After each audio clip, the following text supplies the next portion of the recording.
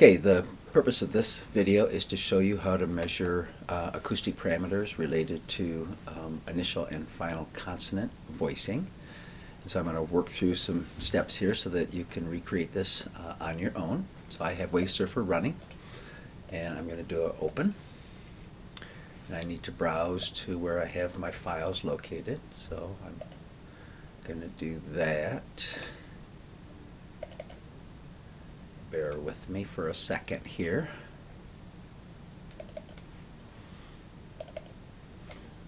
Okay.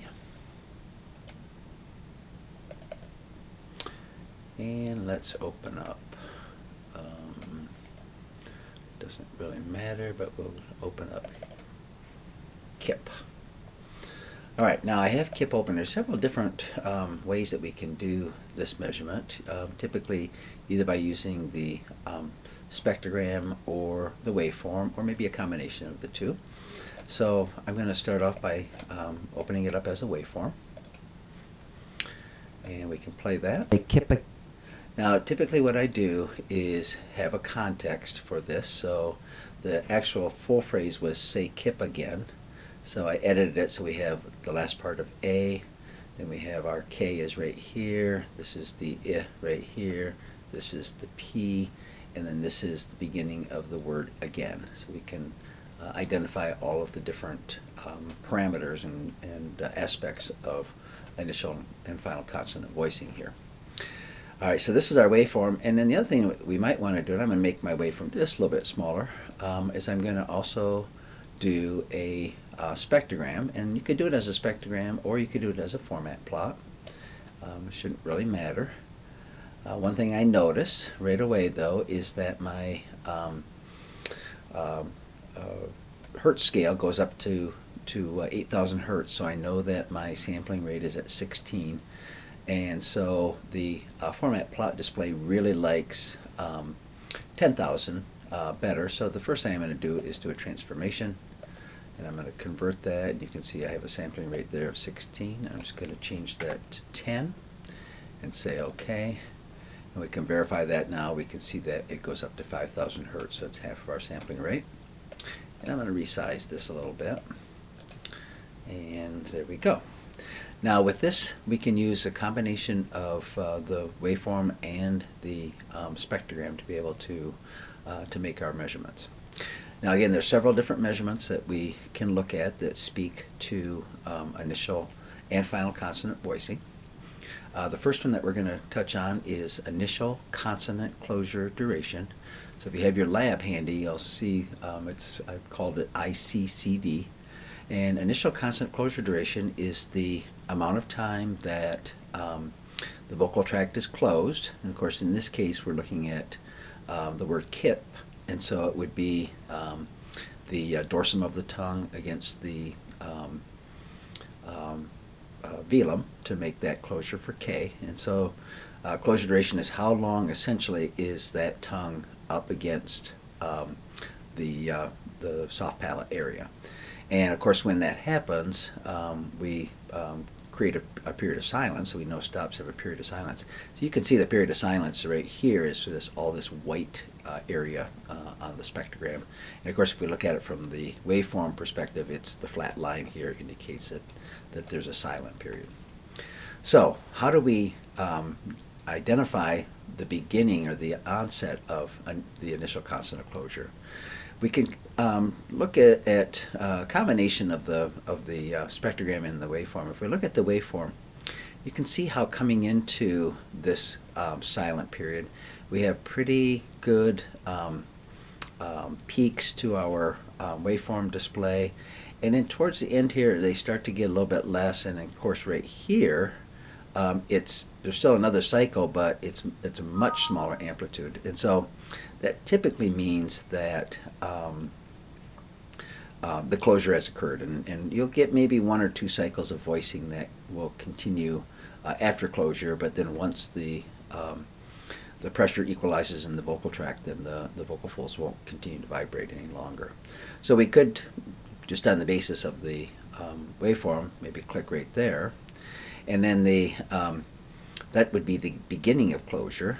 And of course now we're going through our silent period, and we know that following that closure phase for a stop consonant, we get a burst of energy that follows at the release.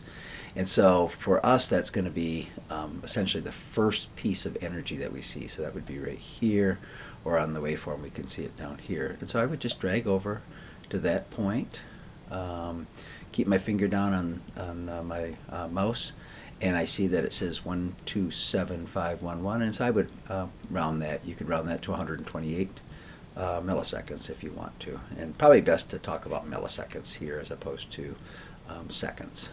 So I would round that 128 milliseconds, and that would be my initial consonant closure duration. Another way to look at this then is with regards to the spectrogram. And in terms of the spectrogram, what I would be looking at are my upper formats here. And I might actually modify my filtering just a little bit. So I'm going to go to my properties here. I want to make sure this is a little bit more of a wideband display. So I'm at 64 points. I'm going to drop that down to 48 points. So create just a little bit bigger filter and apply that. And I think we end up with a little bit better looking display in terms of being able to identify our formats. And so what I'm going to do here then is typically when closure occurs, it kills the upper formats first. So we have our second and third formats right in here. And so I can see it's kind of been dead there. There's maybe a little piece of energy that peaks over, but I really think if I was going to mark it, I would probably come back right about into here. Now if you look down, you can see it's pretty consistent with where we marked the waveform as well, and probably I would be looking at both of these things together anyway. So again, I would drag there, I would come over to where my burst is at, which would be that first piece of energy right there, and we're back to about 127, 126 milliseconds. So it's pretty much the same measurement then. Okay, so that is initial consonant closure duration.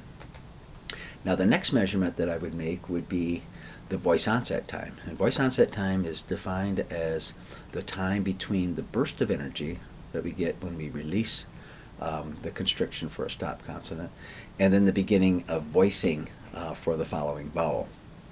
And in some cases it's maybe even easier to see that in the waveform. And so I have my burst here, and I am not touching this yet for a reason I'll show you here in a second. And then so I would come over, and it's always a tricky judgment to make. That could be the first cycle right down here, but probably I would indicate that this would be my first cycle of vibration, would be this one right here. Now what I would do to make that measurement, again we're going from burst to onset of voicing, is if I come over here to the far left and grab the front of this, if I scroll past where my second mark was before, that stays right there, and then I can just keep on going past until I get over here to where I think that voicing has started. Again, I would look at the measurement, and it looks like it's about 38 milliseconds perhaps, and I would note that as then the voice onset time. So that would be the time between release and onset of voicing. And again, for all the other measurements too, typically where one thing ends, the next thing begins. So I would always kind of leave that there, write my number down, and then I'm going to go back and do to do my next measurement. I'll grab back here. Now if we did this from the spectrogram, it's a little bit trickier sometimes. Clearly if you're over in this part of the vowel, you can see the vertical striations here, so we know that's voicing. So the question is where does really the voicing start here?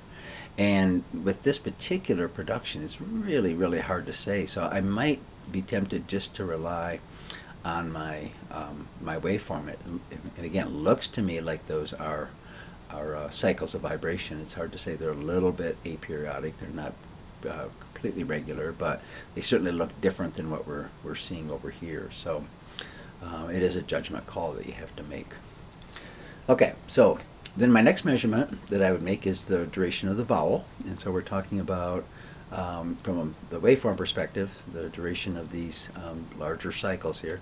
So again, I'm going to come over to the far left, grab the front here, scroll on past that mark, and come over.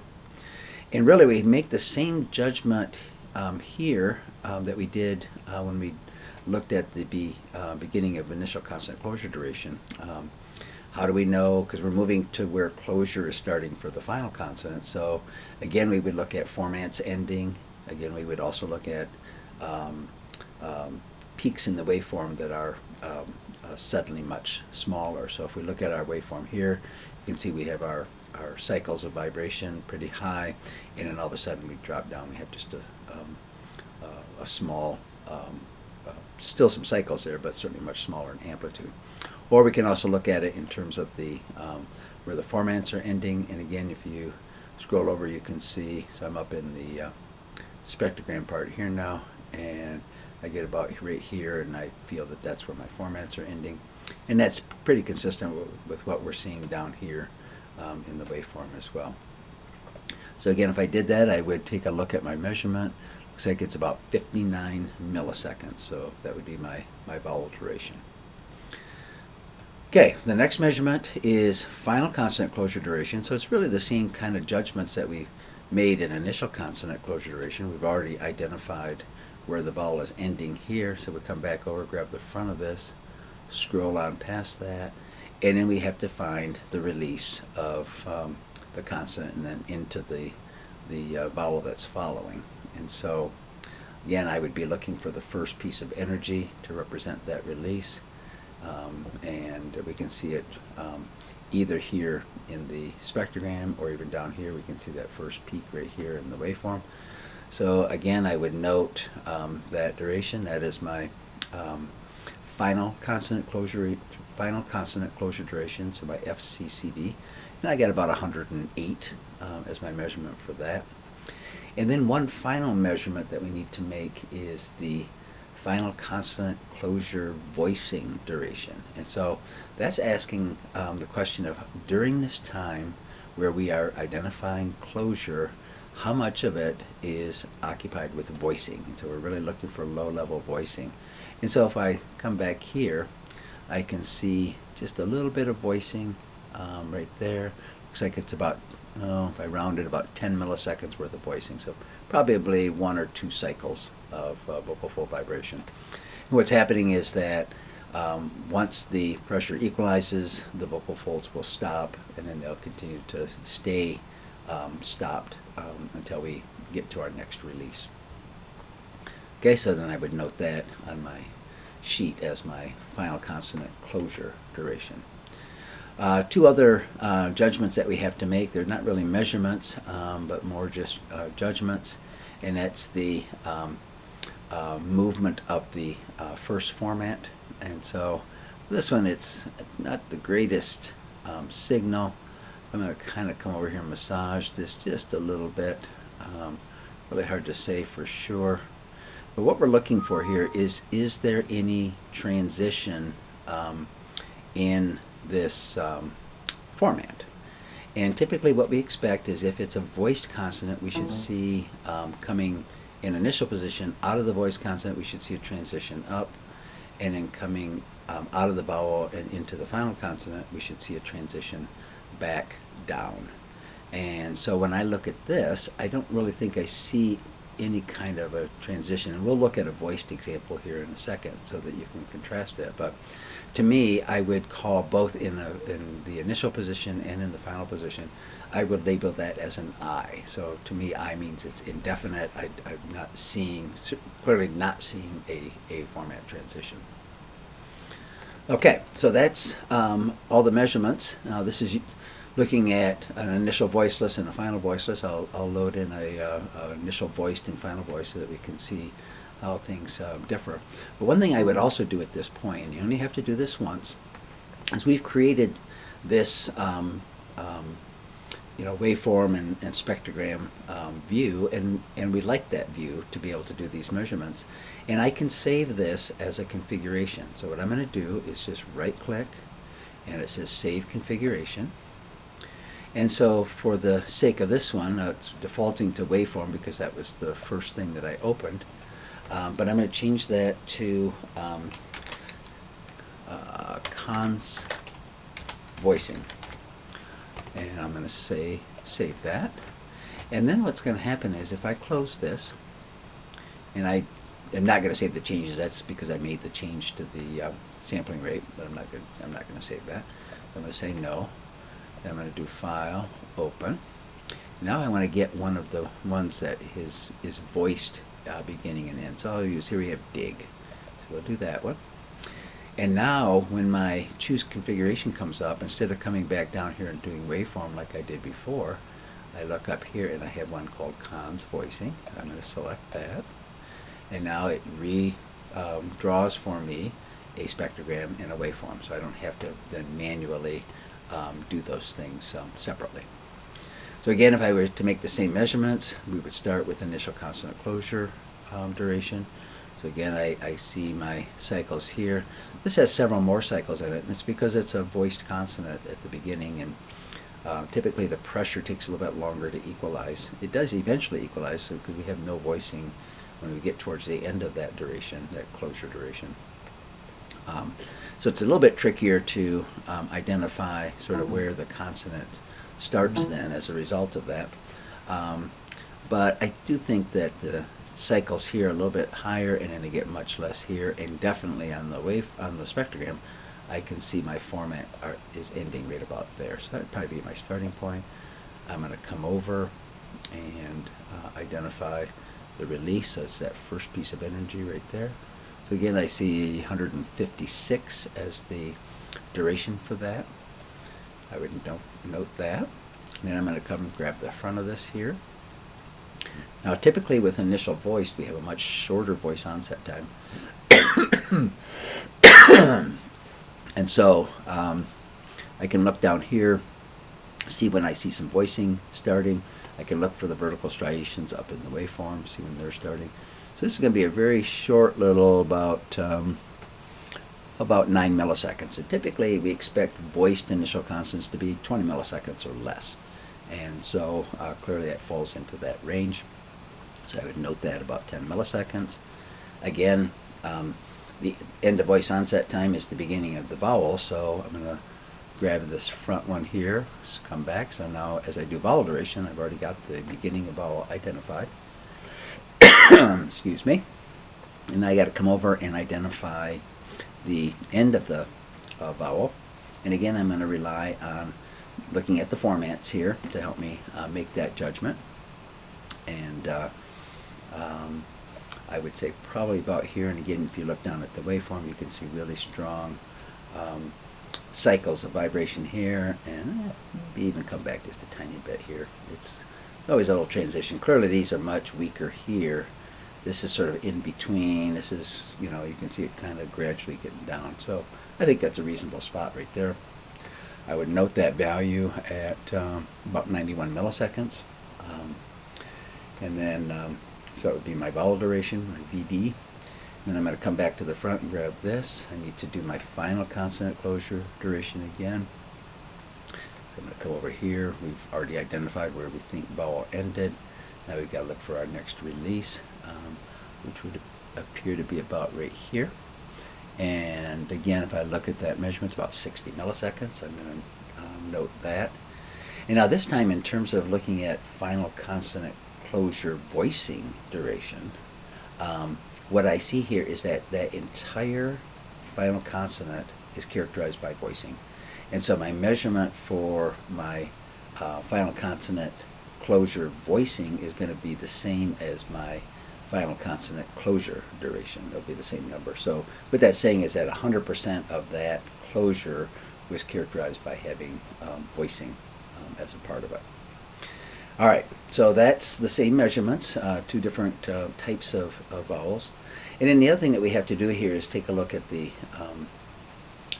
first format. Now I'm going to massage my line just a little bit here. And actually I might just check my, sampling rate. Yeah, I'm at 16. So what I want to really do here is change that to 10 first. I should have done that before. We'll say OK. And then let's see if we can get our format kind of identified here. All right. And one of our issues here, we're using an I vowel, and it has a low first format, so we don't really see quite the pronounced transition that we might say in an ah or another vowel where the second format's a little bit, or the first format's a little bit higher. But as I look at this, and if you can think back to what that other vowel looked like, I do think there's some transition here that's occurring as we come out of the voice onset time into this format here, and I think there's some transition that's occurring here.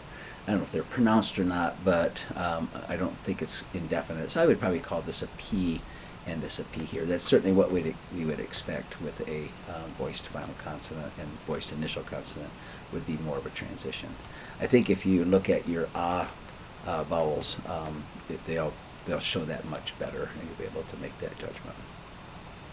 All right, so that's measuring the parameters associated with initial and final consonant voicing.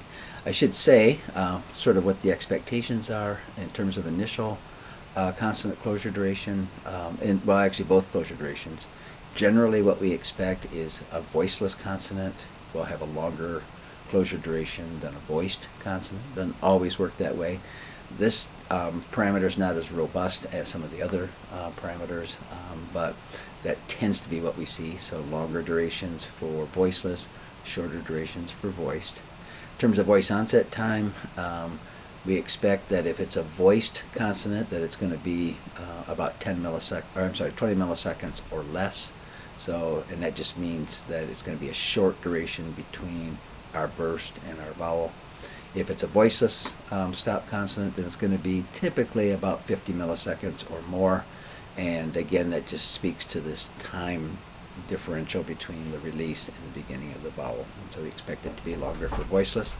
And then vowels durations, we expect vowels to be longer in front of voiced consonants and shorter in front of voiceless consonants. All right, that's it. Thank you.